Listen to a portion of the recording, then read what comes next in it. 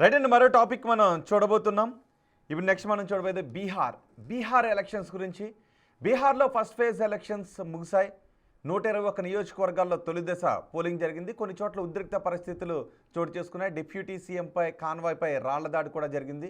తొలి దశ పోలింగ్ సరళ గురించి మనం ఇప్పుడు మాట్లాడుకోబోతున్నాం. అండ్ ఓవరాల్గా మొత్తానికి బీహార్లో రాబోయే ఫలితాలు డెవలప్మెంట్ని బేస్ చేసుకుని రాబోతున్నాయా, క్యాస్ట్ ఈక్వేషన్స్లో రాబోతున్నాయా, ఆయా కూటముల వ్యూహ ప్రతివ్యూహాలు ఫలించబోతున్నాయి, వీటన్నిటి గురించి కూడా మనం మాట్లాడబోతున్నాం. నాగేశ్వర్ గారు, బీహార్లో ఫస్ట్ ఫేజ్ ఎలక్షన్స్ ముగిసే సుమారు 5 గంటల సమయానికి 60% పోలింగ్ నమోదైంది. అదే బీహార్లో అన్ని కూటములు కూడా సర్వశక్తులు ఒడ్డాయి. ప్రియాంక గాంధీ ఇప్పుడు మళ్ళీ ఏమంటున్నారు అంటే, హర్యానాలో జరిగినట్టు ఇక్కడ కూడా ఓట్ చోరీ జరిగింది, ఈవీఎంలు పనిచేయలేదని అంటున్నారు. సో టోటల్గా మనం బీహార్ పోలింగ్ స్థలాన్ని ఎలా చూడొచ్చు? అంటే ఇది ఫేజ్ వైజ్గా కన్నా కూడా ఓవరాల్గా చూడాలి మేడం. బీహార్లో పోలింగ్ సరళి ఇంపార్టెంట్ కాదు మనకు. పోలింగ్ సరళికి ఎందుకంటే ఈ ఫైనల్ ఫిగర్స్ రావాలి, compare to last year phase జరగాలి అనేది. అయినా మన దేశంలో పోలింగ్ ఫిగర్స్ను బట్టి ఏ పొలిటికల్ ట్రెండ్ తెలియదు. ఇండియాలో నేను ఇదివరకు కూడా చాలాసార్లు చెప్పాను, స్టాటిస్టికల్ కొరిలేషన్ ఓటింగ్ పర్సంటేజ్లకు రిజల్ట్ యొక్క డైరెక్షన్కు ఎక్కడా లేదు. సో ఖచ్చితంగా ఇప్పుడు సహజంగా మనకు అనిపిస్తే, ఇప్పుడు న్యూయార్క్ సిటీలో చూసుకుంటే 1969 తర్వాత హయ్యెస్ట్ పోలింగ్ జరిగింది ఇప్పుడే. జోరాన్ మందాని గెలిచినప్పుడు 20 లక్షల మంది ఓటేశారు. అంటే that shows a new wave. అంటే ఎగ్జిస్టింగ్ సిస్టమ్ పైన ప్రజల యాంగర్ను రిఫ్లెక్ట్ చేసింది కనుక భారీగా ఓటింగ్ పెరిగింది. అందువల్ల స్ట్రాంగ్ యాంటీ ఇన్కంబెన్సీ ఉన్న, స్ట్రాంగ్ ప్రో ఇన్కంబెన్సీ ఉన్న ఓటింగ్ పెరుగుతూ ఉంటుంది. అందువల్ల ఒకరిని ఓడించాలన్నా ఓటింగ్ పెరుగుతుంది, ఒకరిని గెలిపించాలన్నా ఓటింగ్ పెరుగుతుంది. కొన్నిసార్లు కాంపిటేటివ్ పాలిటిక్స్ ఉన్నా ఓటింగ్ పెరుగుతుంది. అందువల్ల ఓటింగ్ పెరిగిన దాన్ని బట్టి మనము ఫైనల్గా ఒక ఫర్మ్ కంక్లూషన్కి ఎప్పుడూ రాలేము. అందులో అటు ఇటు బలమైన కోయలిషన్స్ ఉన్నాయి, చాలా హైలీ కాంపిటేటివ్గా ఎలక్టోరల్ సిస్టమ్ ఉంది కనుక. సో అనివార్యంగా నీకు అనేక కాస్ట్ గ్రూప్స్కి రిప్రజెంట్ చేసేటువంటి పార్టీలు అటు ఇటు ఉన్నాయి కనుక పోలింగ్ సరళి బాగానే ఉంటుంది. అల్టిమేట్గా రిజల్ట్ కదా ముఖ్యం.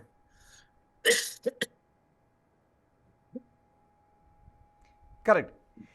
అంటే ఈసారి మొత్తం ఆ నెరేటివ్ అంతా దేని మీద ఉన్నట్టుగా కనిపిస్తూ ఉంది?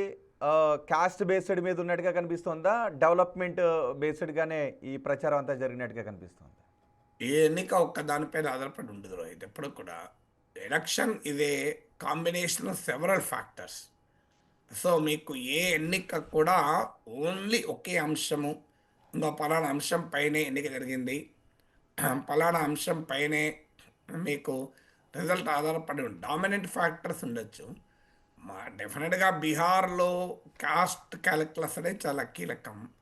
అంటే మీకు యాదవులకు ఆర్జేడీ బలమైన రిప్రజెంటేటివ్ ఒక 14% అంటారు బీహార్లో. అలాగే ముస్లిమ్స్ ఒక పెద్ద సెక్షన్, మీకు ఎక్స్ట్రీమ్లీ బ్యాక్వర్డ్ కాస్ట్ అంటారు, లేదా ఎంబీసీస్ మోస్ట్ బ్యాక్వర్డ్ కాస్ట్ వాళ్ళు అరౌండ్ 36% అంటారు. ఇందులో అనేక కాస్ట్లు ఉంటాయి. నితీష్ కుమార్, కుర్మి, కొయిరి, కుష్వాహా, కోలి, మల్లా, ఇలా చాలా కాస్ట్లు ఉంటాయి. తత్వ, తంతి, ఇలా అనేక కాస్ట్లు ఉంటాయి. సో ఈ కాస్ట్లన్నీ కలిపితే ఇదొక పెద్ద సెక్షన్. తర్వాత డామినెంట్ అప్పర్ కాస్ట్ కూడా ఉంటుంది, బ్రాహ్మణ్స్, భూమిహార్స్, రాజ్పూట్స్, వీళ్ళు కూడా ఒక బలమైనటువంటి సెక్షన్.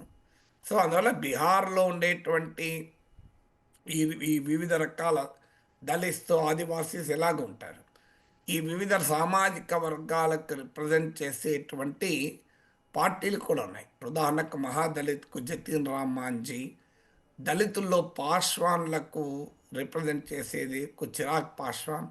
పాశ్వాన్ ఇది డామినెంట్ దళిత్ కమ్యూనిటీ.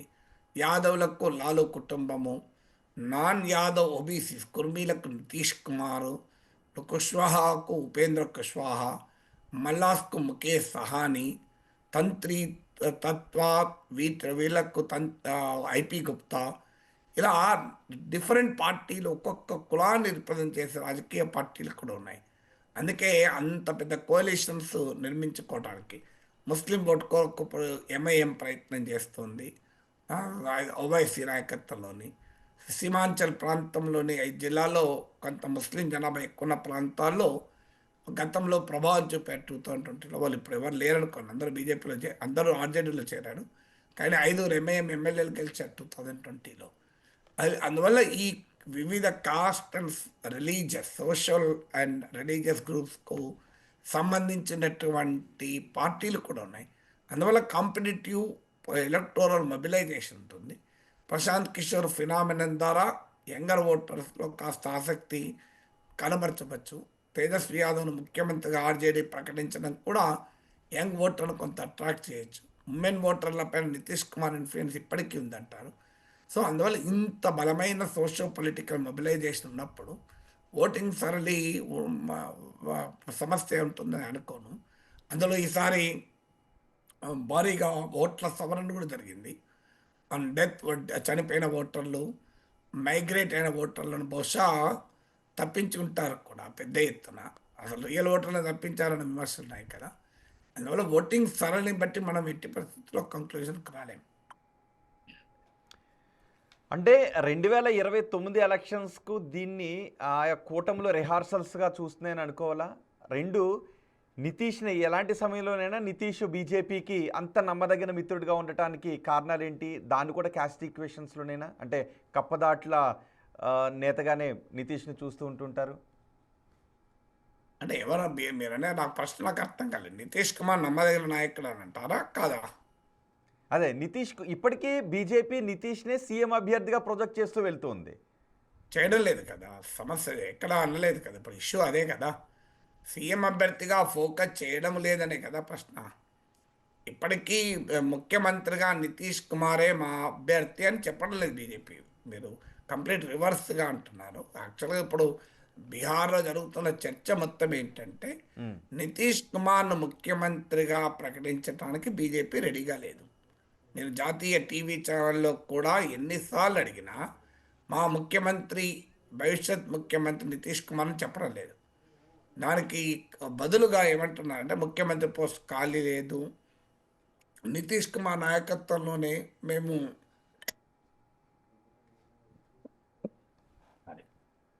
నితీష్ కుమార్ నాయకత్వంలోనే ఎన్నికలకు పోతున్నాం, ఇలాంటివి మాట్లాడుతున్నారు. నితీష్ కుమార్ నాయకత్వంలో ఎన్నికలకు పోవడం వేరు, ఎన్నికల తర్వాత నితీష్ కుమార్ని ముఖ్యమంత్రి చేయడం వేరు. ఈ రెండింటి మధ్య తేడా ఉంది. ఎందుకంటే మీకు గుర్తు, మధ్యప్రదేశ్లో శివరాజ్ సింగ్ చౌహాన్ నాయకత్వం ఎన్నికలకు పోయారు, కానీ ఆయన ముఖ్యమంత్రి చేయలే. అలాగే మహారాష్ట్రలో మీకు ఏక్నాథ్ షిండే నాయకత్వంలో ఎన్నికలకు పోయారు, కానీ ఆయన ముఖ్యమంత్రి చేయలే. అందువల్ల ఇష్యూ అదే, ముఖ్యమంత్రిగా ఫోకస్ చేస్తున్నారని మీరు అంటున్నారు, చేయడం లేదు అనేది ఇప్పుడు సమస్యగా ఉంది. కారణం ఏంటంటే ఆయన హెల్త్ బాగాలేదు, ఆయన మా మెంటల్గా కూడా ఫిట్గా లేడు అన్నది ఆయన ప్రత్యర్థుల విమర్శ. అది ఎంత నిజమో తెలియదు, కానీ యాక్టివ్గా లేడు అన్నది మాత్రం నిజం. మీకు ఆయన పబ్లిక్ అపియరెన్సెస్లో కూడా తెలుస్తుంది క్లియర్గా.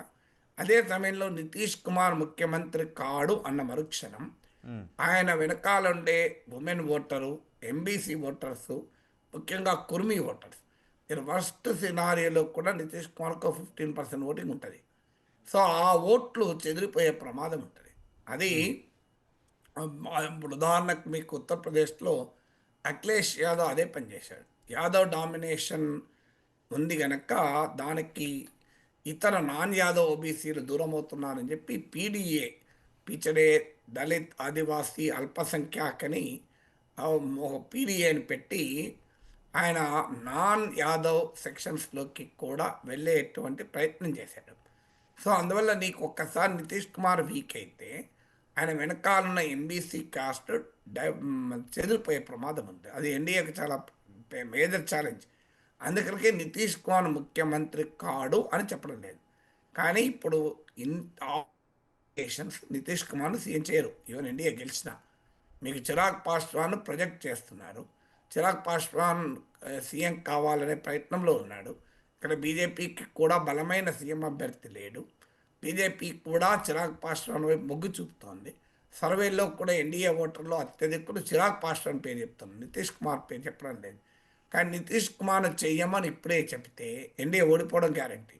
అందుకే నితీష్ కుమార్ నాయకత్వంలో ఎన్నికలకు పోతున్నాం అంటారు, కానీ నితీష్ కుమారే మా ముఖ్యమంత్రి అవుతాడు 2030 వరకు కూడా అని బీజేపీ ఇప్పటివరకు చెప్పలేదు. చెప్పడం లేదన్నది సమస్య.